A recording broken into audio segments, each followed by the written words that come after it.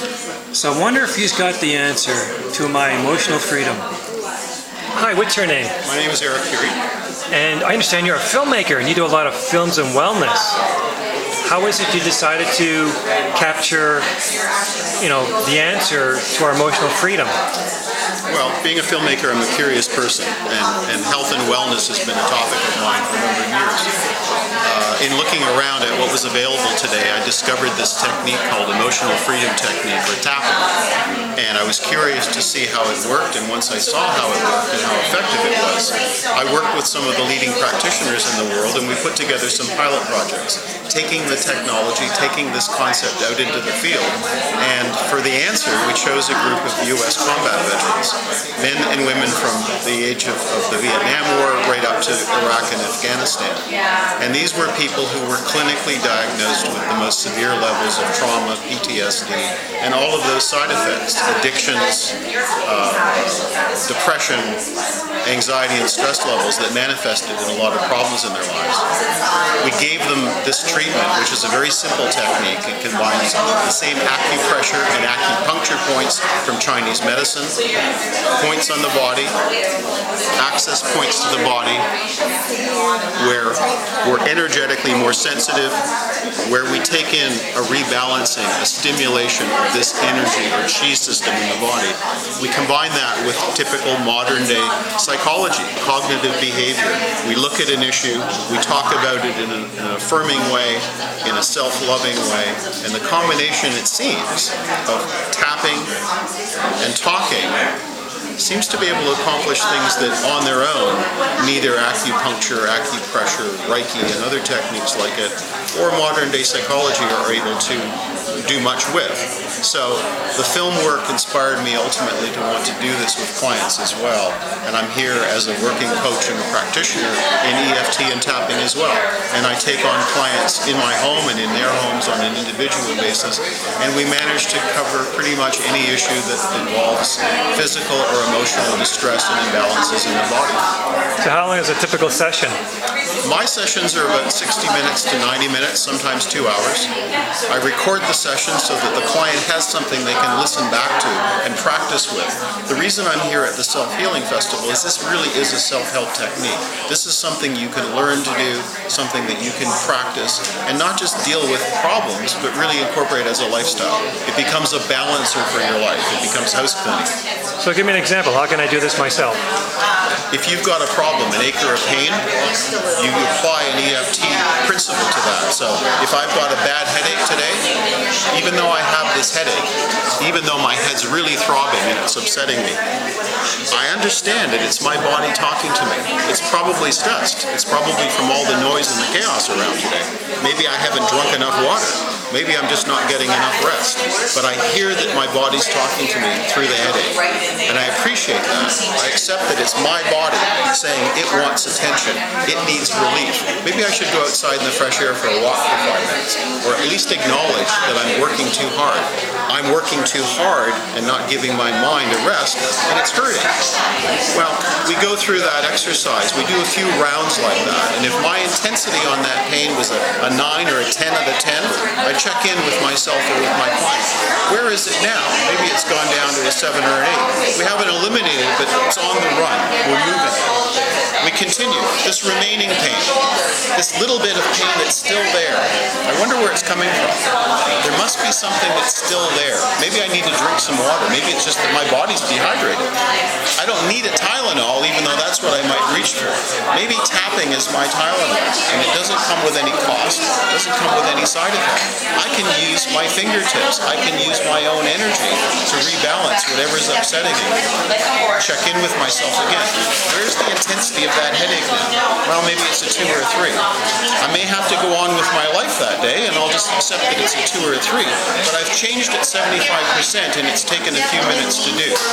How did that work? I addressed an imbalance. I addressed something that was unsettling. And that's the key to tapping to emotional freedom techniques. So you talk to the issue at hand. You talk to the issue at hand and you surround it. Where's it coming from? Part of the problem today is we no longer longer access and address what's really wrong. We just pop a pill or expect somebody else to take away our problem. This is truly self-help. This is looking at what do we need? What's out of whack here? When we talk to combat veterans, it was what's wrong with your image of your experience of war? All war is bad, but what did you bring home that's particularly painful or disturbing to you? A lot of them were guilt, survivor guilt. How did I come back from that terrible conflict and the guys around me were blowing up? So you'd walk them through that story using your hand tapping. We remind them in ways that traditional psychology doesn't, that first of all, it wasn't my fault. I was only following orders. I was a soldier in a war that I didn't create. I did the best I could at the time, and I followed the orders that I was asked to do. The people on the other side of that war were fighting against me and doing the same thing. I forgive myself. I forgive them for what they did. I forgive all of us for our part in something that was an impossible situation. I'm okay now. The war was back then. I'm home now. It's safe to let that go. Even though I have some of these memories, it's safe to process them in a healthy way. It's safe to experience this from home now. I'm no longer in the battlefield. And what comes of that process is the nightmares, the hypervigilance, the depression, the alcoholism, whatever was energetically connected to that dysfunctional belief and memory of the war starts to subside, starts to rebalance. And the individual takes back control. Just like people who weren't adversely affected in that same way experienced that war. They were in a battle too. They may have shot somebody, they may have been shot at, but they processed it in a way that didn't stay with them, that they didn't make personal. They didn't become blocked about it. And emotional freedom is nothing more than getting rid of those blocks. What are some interesting case stories? I went to Rwanda. We worked with a group of therapists in Rwanda with the millions of children genocide survivors. Again, you take a situation where you say, how would it be possible for children who watched their siblings and their families butchered ever get over that? How can you forget? How can you make peace with the fact that your own countrymen murdered you? How do you not want revenge? How do you not remain angry? How do you not remain sickened by that experience? Same process. Even though what I saw and experienced was terrible, and I lost my family, and I miss my family, and I'm saddened by that process. In order for me to understand and process this, I know I have to let it go. I know I have to forgive the people who were a part of it. I have to forgive my anger and my resentment that this happened in my family. It's okay to let it go now. Hanging on to it isn't going to serve me. It's not going to get me through the rest of my life to stay angry. Now here's the important point.